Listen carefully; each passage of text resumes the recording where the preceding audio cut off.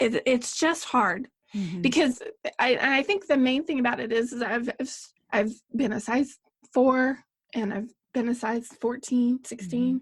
My body likes 12, 14, and it is the stigma that I sit around and eat bonbons, and that it's a reflection. Weight is a reflection of way too much, way too much. I'm funny. I'm educated. I mean, it's hard to say it out loud even, but I know I'm talented. And at the end of the day, there's always the comments, you're a big girl,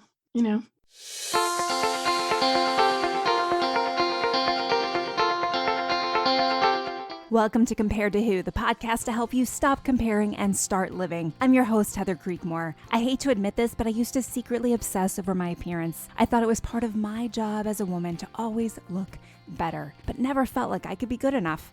Maybe you can relate.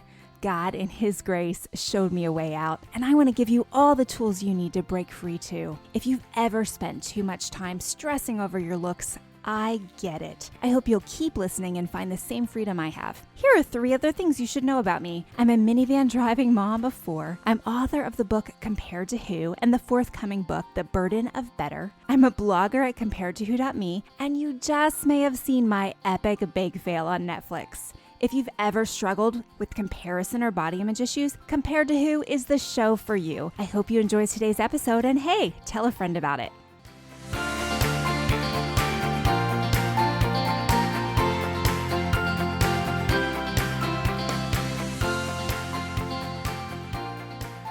Hey there, welcome to the Compared to Who podcast. I am so glad that you're watching or listening today. I'm Heather Creekmore, and I have a very special guest today that I know you're going to really enjoy.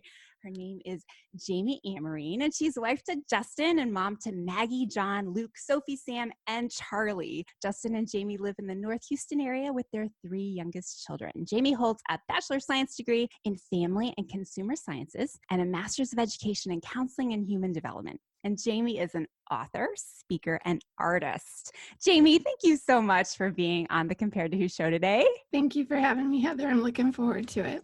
So this is your 3rd book that you're getting ready to launch. And I love all of your writing, but for anyone who doesn't know you, because if you read one of your books, you'll know you, right? But for anyone who's watching or listening today who doesn't know you, will you just tell us a little bit more about yourself? Sure. So, like you said, I'm Jami Amerine, and I sound a lot more impressive on paper. I guess I really am. I confessed to Heather before I got on here. I just took a nap. Hey, naps are impressive to me. I nap well. I'm good at Me that. too. I call it the Elvis nap because I make it ice cold and pitch dark and wrap up in a blanket and pass out cold. So this is my 3rd book. My first book was Stolen Jesus, The Unconventional Search for the Real Savior. And my 2nd book was Sacred Ground, Sticky Floors, How Less Than Perfect Parents Can Raise Kind of Great Kids. And my 3rd book is Well Girl, An Inside Out Journey to Wellness. Is that right? I think so. I think so. Yeah, I have the same dilemma though too. My next book, the subhead, I do not know that I say it the same way twice. Yeah, I don't know either. I getcha. I am an accidental author. I hadn't written anything. I had 4 young children at home, and we had just adopted Sam, and we had Charlie at the time was our first foster placement, and then we also had a little love bug that was with us for 2 years, and then she returned to her restored mama. But at the time that I wrote Sacred Ground, Sticky Floors, the first draft, I just had the flu. And I had gotten off of social media because of foster care, and apparently I had something to say. So I borrowed my husband's laptop. I didn't even have my own computer. I borrowed my husband's laptop and knocked out 60,000 words in 9 days. Wow. Gave it to my parents, and my parents read it. They knew somebody that asked some advice, and he said, take her to Mount Herman's Writers Conference. I went once, and everybody there was like, you have to blog. And I was like, no, don't. Because I just didn't, I don't even know what I was doing, Heather. Yeah. So, but there was 2 authors there that were like, you're not leaving this room until you set up a blog. So I set up a blog on my phone, which I don't recommend, and because it was a mess. And that was actually in March of 2015, Okay. 16, Okay. 20, maybe 26, no, 2015. And then tried to get an agent, couldn't. There were people that were like, we're interested in this, but you have to have a platform and all that stuff. So I thought, well, maybe you don't have to have a platform. Now I was addicted to writing. And I thought, maybe you don't have to have a platform if you write fiction, which isn't right. But so I wrote a murder mystery with some godly undertones, I guess. And I took it to the ACFW, American Christian Fiction Writers, which was where I met Jessie, my now still agent. And she was like, I'm not real crazy about this, but you should blog. And I was like, yeah, well, I kind of do. So we talked about that, and she said, go home and see what happens. And the very next week, I wrote on my phone, again, don't do this, writers of aspiring writers, an open letter to my children. You're not that great. While I was at a dance recital, I posted it, never looked up, never looked back. And it was on my birthday, September 26th. So it was 2015. My phone kept dinging, and Justin, my husband, said, what is that? And I said, it's birthday alerts. And my daughter said, that's not birthday alerts. And so I opened my phone and I said, oh, something's wrong with my blog. And Justin said, what? And I said, it's number 1. And he said, where? And I said, the world. And it was the number 1 blog on WordPress. Yeah, blew up. And so I texted Jessie and I said, something's going on with my blog. And she went, yeah, I know, you need to call me, because it was everywhere. And I think it was in February of 2016 that I signed a 2-book deal with Harvest House for Stolen Jesus and Sacred Ground Sticky Floors. That has all just been madness. I mean, it was just absolutely madness. I didn't have any experience. I didn't have any connections.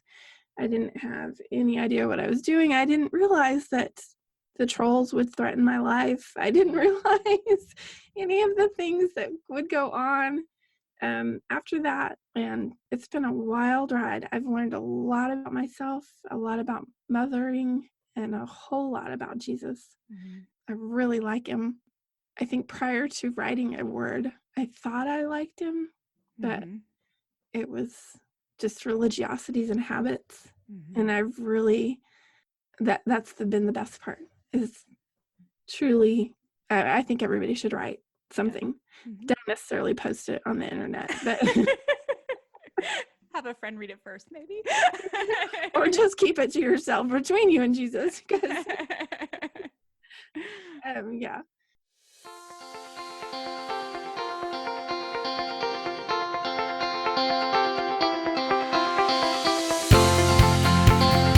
Has body image been bogging you down for too long? It's time to get free, my friend. Go to comparetowho.me, take your free body image awareness quiz. You will learn amazing things. You'll get your results right away. And I think you'll have fun too, because who doesn't love to take quizzes? Go to comparetowho.me. There's lots of great resources on that site. Articles about body image and comparison, and how you can find freedom through the gospel of Jesus Christ. Check it out today, right after this episode, of course.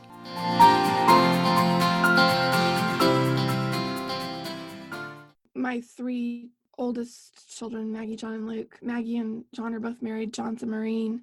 Maggie lives nearby. Luke is our hippie, and he actually wrote the afterword to Sacred Ground Sticky Floors. Sophie's about to graduate from high school, which has been completely undone. And then, get this, she's moving to New York to go to college. Wow. I think I might have rather had her join the Marines, but and I didn't want John to join the Marines. So. I'm married to a Marine. Did you know? Oh, that? yeah, I know. It's very stressful life. Yeah. But yeah, that's about it. We just kind of bump around here, and I'm a royalty artist and an artist, which is a royalty artist is, of course, I do paintings, and then I have an agent that scans them and then pitches them to companies. So prior to the pandemic, my first piece was supposed to be in a store that I can't say the name of, because I can't say the name of it until I have a picture of myself with the piece of art. There's actually 4 of them, I think, that were supposed to come out right at the same time that this happened, but they're locked away in that undisclosed store that I can't tell you what it is. Wow. So I'm looking That's forward. amazing. Yeah, I can't wait for that to happen. Fun. Yeah. Yeah. Really fun. Yeah. So this third book goes to a place that I think everyone listening and watching this show will be very interested in, because you're going to the body image world. And as I know, and you can, I'll let you use your own words, but how easy or hard was that for you to dive into? Gut-wrenching. Yeah. It was absolutely, I mean, when I wrote Sacred Ground, Sticky Floors and I was finishing it, I always write my books in about 9 days. The first draft, it's a 9-day thing. And when I was writing Sacred Ground, Sticky Floors, it was the week that John left for boot camp, and the little one that I mentioned before that we call on social media Joy Baby left, and we would never see her again. I was a wreck. I was a wreck. And I thought that was hard. And then I left to go write Well Girl. And because I also always try and get away or ask everybody to leave. And I was in a hotel room and I cried and grappled and cried. Katie Reed, that wrote Made Like Martha, and Carrie Scott are both authors, and they both were reading as I was writing, and they just absolutely saved my life. It's just hard. It was just hard. Every insecurity, every pound gained or lost or struggled over or grieved over, all of the things just had to be dealt with, which is one of the reasons I think writing is so cathartic. It was just so much exposure. And I always joke, I call it blogger's remorse, because I just say stuff. And so I usually write something the night before, and then I'll set it up to post the next morning. And every time I wake up like 30 minutes before, I go, oh no, what did I do? What have I done? And every once in a while I'll wake up when it's too late. But, I wrote a whole book. So I turned it in. It came back with like no revisions. And I was like, seriously? It was like nothing. It was just like a couple of questions. And I just thought, what have I done? I'm just completely exposed so much of myself. I'm getting feedback from people that are endorsing it, like yourself. And it's just hard because I think the main thing about it is I've been a size 4 and I've been a size 14, 16. And my body likes 12, 14. And it is the stigma that I sit around and eat bonbons. And it's a reflection, weight is a reflection of way too much, way too much. I'm funny, I'm educated, it's hard to say it out loud even, but I know I'm talented. And at the end of the day, there's always the comments, you're a big girl, Yeah. And because it's so heavily weighted in our view of how we look at things, I think it just robs so much from us. And so all of the things that I said in there, I knew were going to be my complete unraveling, just like they were in Stolen Jesus was the unraveling of my beliefs about Jesus, and Sacred Ground, Sticky Floors were the unraveling of my beliefs about parenting and how God viewed my kids messed up.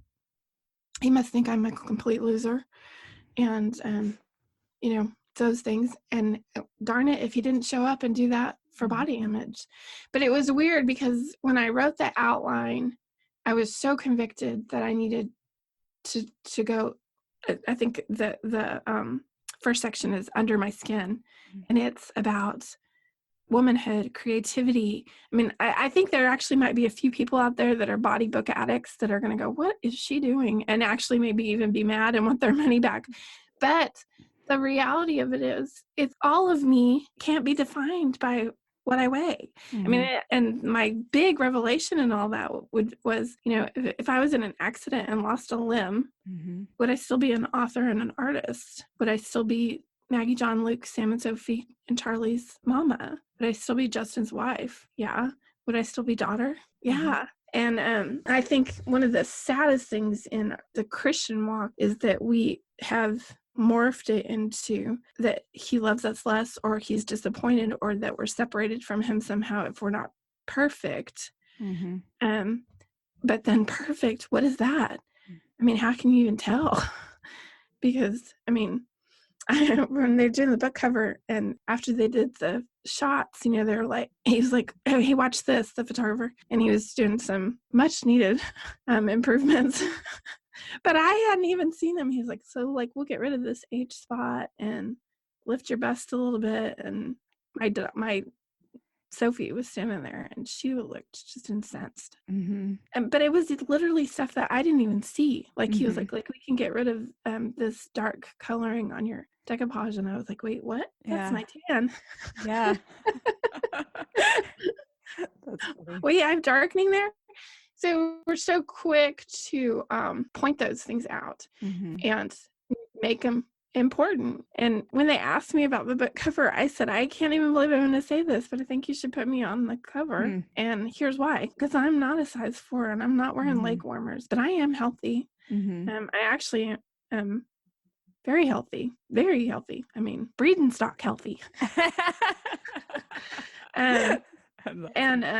It's strange what we consider healthy and perfect and how we decide. I mean, that's one of the things I love about your book. It's like, if you're an individual, and I always go back to parenting in almost everything that I talk about, because I know that that's why God gave us the image of father. And it's hard if you have a lousy father. I have a great father, so it's really easy for me to know that he's crazy in love with me.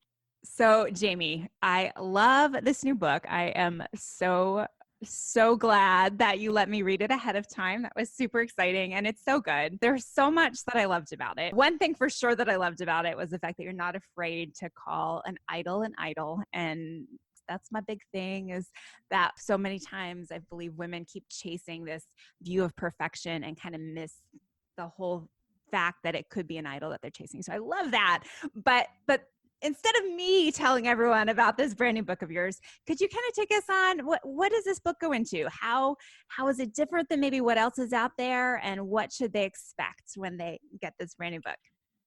The book is, I start out with that I'm unraveling with you, which was completely true. When I started my notes, when I first started piecing it together in the chapters, I knew that it was going to be not so much me saying, okay, this is how I got to be a size 7 or whatever. It was literally me walking through, this is what I've missed and this is what I've missed. This is this is how I've evolved. This is where I struggled. But I hope people won't be mad, because it's not like, first you do 10 sit-ups in the morning and then you tell yourself you love you. You know, it's like more of an engaging, what are you doing to create every single day? What's your purpose? Are you ashamed you're a woman? And the chapter, my favorite chapter is the creativity chapter, but my second favorite love-hate relationship is with the chapter Woman, where I talk about our womanhood. And the first time that I wrote it, and I gave it to Carrie Scott and Katie Reed, and then Crystal Payne of Money Saving Mom, who wrote the foreword, all three of them came back and went, oh, friend, you're going to have to rewrite this, which had never really happened to me. But it was laced with the brokenness of my womanhood. And I was shocked to realize how venomous I sounded, because I'm not venomous. But I mean, again, I will say that I think it's one of the reasons everybody should write. But I also, I'm very convicted of this. A lot of times when we're writing anything or journaling or praying, I think it is laced with, fix me and I'm so sorry. Fix me and I'm so sorry. Fix me and I'm so sorry.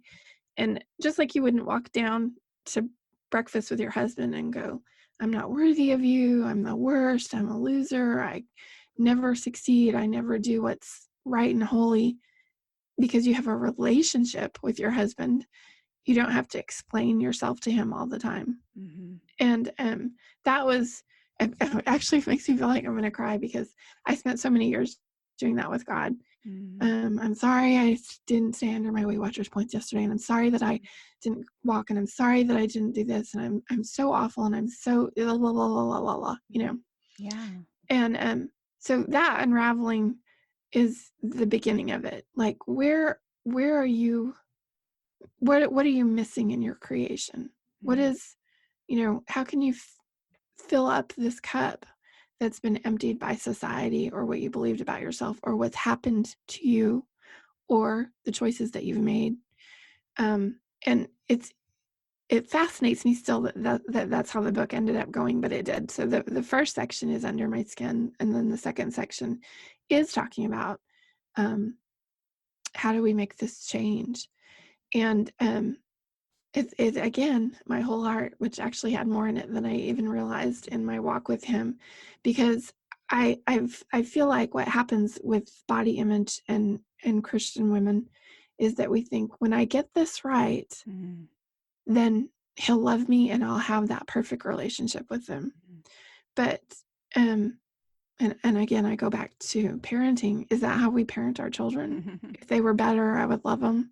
If they were, any of these things, and it's a horrific visual, but if you had a child that was morbidly obese, would you abuse them?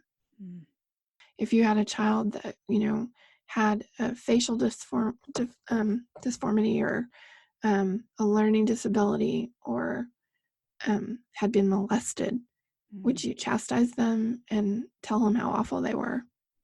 And as someone with this was shocking to me, because I've been so mean to myself for so long, but as a adoptive mom, a mom, and someone with a degree in counseling and human development, I know that that's not how you heal anyone, by verbally abusing them. Yeah.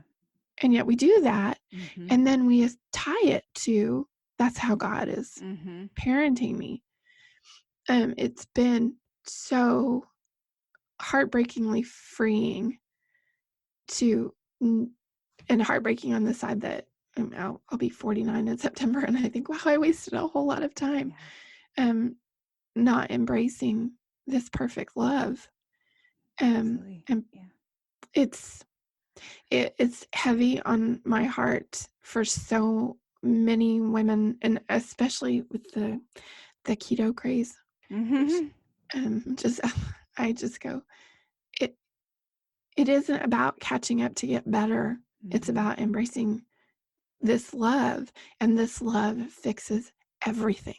Yeah. It was meant to fix everything, and it does fix everything. It's so my passion. And I honestly, in some ways, because I am fully honest in this, there's been a little bit of silence in my circle, on my Facebook page, on my blog, because it was such an outpouring of his truth and my own conviction. There's never condemnation, but there is conviction of how I've morphed him into this, taskmaster of, fix yourself, girl, fix yourself, dare I say, wash your face, pull it together, get it together. And then when you get it together, everything will be fine with us. And it's just, it's a society of tragic living, when we could be enjoying him. And then the benefit of that is, and since I wrote the book and fell into that, being adored and enjoying him. And I have this peace that I haven't had since I was 12 years old. Yeah. Wow. Yeah, but I mean, it's a leap though. I mean, I'm just putting myself back. I don't know. It's probably, my journey's been maybe 10, 12 years of all this, and taking myself back. And, where you started a couple minutes ago was, am I glad to be a woman? And I feel like that's hurting someone right now. I mean, in a good way, I hope. I don't mean it in a bad way, but like, that question is startling. am I okay with being a woman? Because I know for me personally, it's like, I would have never told you I wanted to be a man, Yeah. and like you allude to in the book, like that has all gotten so much more messy than it used to be. Mhm. um, but just, thinking about it in the purest sense, I would have never said I wanted to be a man. But at the same time, feeling envious of men for not having to worry about all the things that I had to worry about physically, Mhm. envious of the fact that my husband, is complaining about his hair being too long and in Yeah. quarantine. And it's like, dude, it's like Mhm. just barely as long as a normal person's hair now. Um, Mhm. like it just those kind of thoughts I remember through the decades of struggle. But was I really glad to be a woman? Could I really embrace the fact that God had made me female and not feel like it was a curse that God made me female and that means I have to do all the things to, look like culture expects me to look so I can be valuable. And Mhm. there's a whole lot there. So I love that you started there, but then where you went with it was, can I be adored? Without feeling like I've met all of my personal physical goals for myself. Am I okay with that thought and being loved just as I am? I mean, that's a lot of uncomfortable stuff for a lot of people. So I understand Right. your silence in your circles. Mhm. But It's been hard. And I think too, when you're voicing those things and you've hit that sweet spot, um, then to get the feedback. Like I wrote a post about the freedom of Jesus, and I can't even remember which one it was because I read about that a lot, but instantly the comments on my Facebook were, I try and fail every day, and he loves me still, and just this, and it's a culture that it's a Christian cliche culture that, to say all the time, I'm not worthy, I'm not worthy, I'm not worthy, I'm awful, I fail, all these things. And that one of the things that's hard for me, because I think I mentioned I'm a daddy's girl. My dad is crazy about me. He thinks I'm famous. He's, you know big huge fan of mine. He loves me, I love him, and we enjoy each other's company. And I know, and it breaks my heart for those of us that out there that can't say that. But it has made it easier for me to imagine a father's love. But I would add this as a side note: the Brady Bunch, or anything that you can watch and see a good father and know that does exist. And that's what he calls himself. He calls himself a good father. And so this and we're locked into our religions because it's a safe place. This is the hard part of grace, or deciding that you're not going to intentionally diet anymore or try and change yourself through extreme measures. It's letting go of that control and falling into the arms of this God who loves perfectly. He is love. That's everything that he is. And then really, I think that the dissection in the book is, like I said, if I'm a counselor and a foster mom. If I went to a meeting for foster care and they were like, okay, we're going to place this child with you that's mother broke his arm and was starving him, how are you going to talk to him? Well, I'm going to tell him maybe if he hadn't done that, he'd have been treated better. I mean, what happened with the book that I didn't even realize was going to happen with the book is that it did come down to that. What are those voices in our heads telling us, and do they make a lick of sense? As a mother, if you're a mother, is that how you would talk to your child? If you did have a good father, is that how he talked to you? And if you had a lousy father, how did it make you feel when he did talk to you like that? And that's the opposite of who this God is. He's just good. And he's so crazy in love with us. And my favorite thing about falling into the arms of this Jesus, it's such a relief. It's such, the burden is so lifted. My voice cracks from a little bit of the exhaustion because it feels like this uphill battle of fighting these things that are just habits of saying, well, I try and I fail every day. Well, if I came down to breakfast every morning and said that to my husband, I'm so sorry I failed you, he'd be like, wait, what? What'd you do? That'd get his attention. Yeah. So that's not how we talk to people that we love. We're not constantly apologizing. We're not constantly trying to fix ourselves. We can have glitches in our marriages or have a hard time with our kids and stuff like that. But are we not still family? Are we not still having familial conversations? Or, if we're trying to fix something with our human relationships, it does look one way. But do we have to come down every morning and go, are we still married? Are you still my son? Are you still my daughter? And it's just exhausting. But then when you add to that your relationship is in any form tied to the God who died so that you could live based on the number of Oreos you ate, or based on that you feel righteous because, which is very important as far as the message of grace goes. If you think that all of a sudden he's more proud of you because you went to CrossFit 6 days this week, and then what was the point of the cross? Exactly. The cross means nothing. And I think it's in everything I ever write. But if you pay for something, it's a purchase. If you earn something, it's a wage. The cross was a gift. And it separated all of the law from this relationship with us, where then we are able to, he literally said, everything is permissible. Ask me, is it beneficial? Yeah. Is it beneficial to only eat bacon?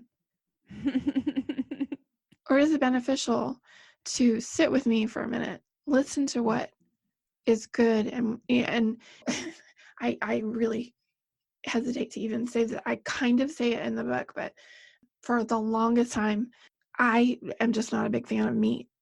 And the minute, you jump off and say, I'm a vegetarian, and people are looking at you, they'll go, well, I'm going to try that. This is the thing. This is my conviction, and it's what I enjoy. It's what I like. It's what I feel nourished by. It's what I've been led to as an individual. And so then you look at Sam and Charlie, our two youngest, and Sam loves ground beef. He can eat a pound of it. He loves it. If you put it in front of Charlie, he gags, chokes. He cannot put it in his mouth. He doesn't like the texture. Well, okay, what does that say about what nourishes them? Now, he'll eat 40 apples if we'll let him, because he loves apples. But it's not a character flaw. He's just his taste buds. It's who he's created to be. And as his mother, I could force feed him ground beef. To what end? Or I could force feed Sam apples. To what end? I'm only causing damage and food issues. Yeah. And yet that's what we do. And then we tie it back to, well, this is how I'm going to get closer to God, because it's going to make me skinnier or fitter. Hey there. How much is freedom worth to you? That's kind of an odd question, right? When I was in the midst of my struggle with disordered eating and body image, I would have paid anything I had to be free. Truth is, I spent a lot of my budget on things I thought could help me be free, like new diets, exercise gizmos, clothing, but none of those things really helped. I'm so grateful that God showed me the way out. And now I'm passionate about helping others find their way out too. I want them to know that Jesus already paid it all. They don't have to spend another cent to find the freedom they really desire. But truth is, it does cost me something to get this message out, compared to who can't spread the message of Jesus' offer of freedom without the help of women like you. Would you consider making a contribution? Check out Compared to Who's Patreon page at patreon.com/comparedtowho. Then prayerfully consider giving $1 or $5 a month, whatever you can to help. Any amount you'd be willing to donate would be a huge blessing and will go directly towards covering the operating expenses of this ministry. Thank you for being a part of seeing other women set free from the chains of body image and comparison. May God bless your generosity.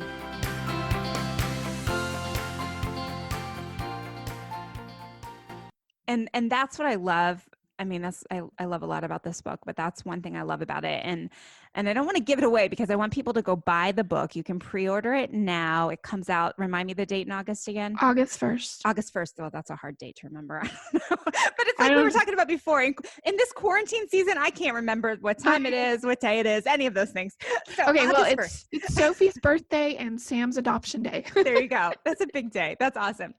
So August 1st, it comes out. But tell you one thing that you land on, and I don't want to give away your secrets because, like I said, I want people to buy this book. But this is something that my friend Erin Carey and I have been doing a lot of coaching together, where she kind of does the nutrition side and I do the body image side.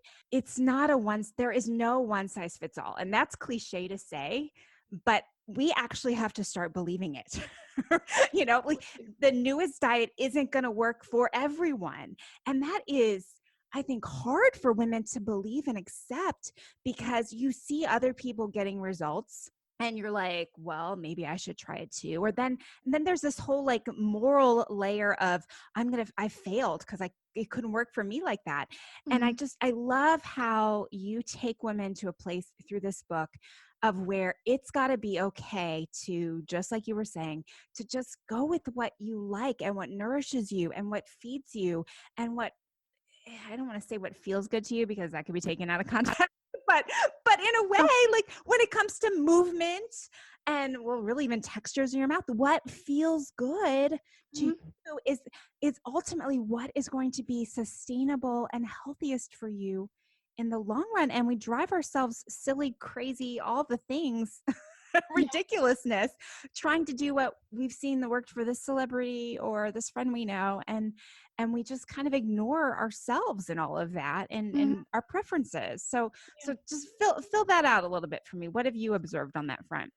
Well, it's weird because like I still have some of those habits, but like me too. morning, Sure. Yeah. So because we're in quarantine, one of the things that we haven't had in the house for a little while, which is my favorite, is lemon Nosa yogurt. Okay. I love lemon Nosa yogurt. And so I came down this morning, and I have this in the book of ways that you touch. It's feasting with the Father, and it's actually called the weigh in, but it's not weighing in. It's like checking in with Him who created you, and really saying, I know I can have anything. Everything's permissible. What would be beneficial to me? And really stopping for a minute. And this popped into my head. Frosted mini wheats with strawberries. And I thought, oh man, that sounds good. And instantly went, but you can't waste the Nosa yogurt. So you need to have the Nosa yogurt. And I stopped and I was like, well, wait a minute. Obviously what my body was craving was some fiber and some fruit. But my mind goes to this place of money saving, conservation, all of the things of the world. So I stopped for a minute and I was like, my animal instinct was, or godly instinct even, because I was weighing in, what should I have for breakfast? And it was, I know some keto folks are freaking out because fiber and fruit. And if you're called to that, and if you stopped and checked in and he's calling you to that and he goes, bacon and eggs, he has a way that he's going to heal your body, change your body, make you feel better, make you function better, level your blood sugar, whatever. That's between you and your Father, who knows, just like I know, that Charlie doesn't eat ground beef and Sam doesn't want apples. But how personable and dear is that? So I instantly rejected the Nosa yogurt and texted Sophie and said, hey, there's Nosa yogurt if you want it. And she said, I already ate. And I just trusted that. And that on the other side of that, when I have frosted, I'm being so honest with you, Heather. When I have frosted mini wheats and fruit for breakfast, I know it'll be several hours before I'm hungry again. So then I started in the human side of me, oh my gosh, what if I don't get hungry again? And then I don't get to eat, and I don't get to eat the Nosa yogurt and everything. And I was like, this is the insanity that I'm talking about. This is the world telling you what to eat, when to eat it, when it expires, greedy, all the things that go into that, versus a Father that created me that went, hey, this morning it's frosted mini wheats and strawberries. And I had that. And I came down a couple hours later to get ready for this interview, and I opened the fridge and the Nosa yogurt was gone. I don't know who ate it. It's not my problem. It's not the last Nosa yogurt. It's not what I wanted. I think too, we get so caught up in these ideas about what's right and what's wrong and what we should and what we shouldn't. And we're missing out on nourishing this temple, communing with a Father who provides and provides well. If you ask him for a fish, he's not going to give you a snake, who knows the chemistry and the dynamics of everything about you and loves you and wants to take care of you. And that is what I've missed. And I'm not saying that I mean, obviously not completely healed because of the Nosa nonsense. That was craziness. But that's what we've done with food and body image is we've made this muddied mess of should and shouldn'ts. And all along the way wearing our What Would Jesus Do bracelet. Well, it's so nonsensical and so confusing. Yeah. But a good relationship with somebody that you love, that you enjoy, that loves you, that's not confusing. And I actually have some stuff in the works for this, but I left, it was before the quarantine stuff, and I ran to the corner store, which literally I was gone maybe 5 or 10 minutes. Ran to the store to get a loaf of bread, and Sam and Charlie were in the yard playing, and I left, and when I came back around the corner and they saw me, they started jumping up and down and screaming and yelling and waving their arms, so excited to see me. And this just popped in my head. Everything about loving you is fun. And love is fun. Being in love is fun. And so all of the things associated with that are fun. So if we're worshiping or serving a God that it is torturous, burdensome, that's feeding us a snake when we ask for a fish, all of those ucky, yucky things, we're in an abusive relationship with a false God. Amen. And he is ready to fix that. He's ready to show you who he really is. He's ready to tell you what to eat for breakfast, and it's not going to be something that makes you gag. Yep. Or that has a shelf life of 100 years. This pops in my head as we're talking to, as manna from heaven, just these opportunities to let him take care of us. And there's some undoing in that. If you've been in an abusive relationship with yourself or this God that you made up that, wants you to eat a wafer and then run 10 miles, even if, you're suffering from fibromyalgia. And I mean, it even goes to stuff like that. People that are chronically ill, that are suffering, and then they add to that, well, he must be trying to show me something or refine me. Nope. Is that how you get your kids' attention, by giving them fibromyalgia? If your child was stray somehow, would you strike them down with a brain tumor? No, because that's not how we treat people that we love. And if everything about loving you is fun, if everything about this loving relationship is fun and good and dear and wonderful, it's a good day to be in love with that God. Yeah, that's really good. Well, Jami, thank you so much. I love this, and I think that my listeners, viewers, are going to really enjoy this book too. There's a lot of good stuff in there. So tell everyone where they can connect with you. Well, you can find my website is sacredgroundstickyfloors.com. On Facebook, which is really kind of my stomping ground, it's Jami Amerine's Sacred Ground Sticky Floors. But you could also email me directly at Jami, Jami, no E, Jami at sacredgroundstickyfloors.com to connect with me, and I can give you directions to all the other stuff. My book launch team applications are about to come out, and would love to include any of your listeners. And I'm pretty easy to find, I guess. Awesome. And I'll no E. No E. I'll put all that in show notes, so people who can't remember spelling, you don't have to worry about it. It's all going to be all in the show notes. So you can connect with Jami. And like she just said, you can be part of her launch team if you want to get a head start on reading this good book and help Jami promote it. You can be part of that. So I would encourage you to do that if you're a social media extrovert, is what I like to call people. Or a crazy person. Or a crazy person would take those too, right? Yeah. But Jami, thank you so much for sharing your story and really for pouring your heart out in this book. It's a great book. And I'm glad to have you on the show today. We had some technical issues, but if you're listening, you don't know that anything happened at all. So that's right. Yeah. Never knew.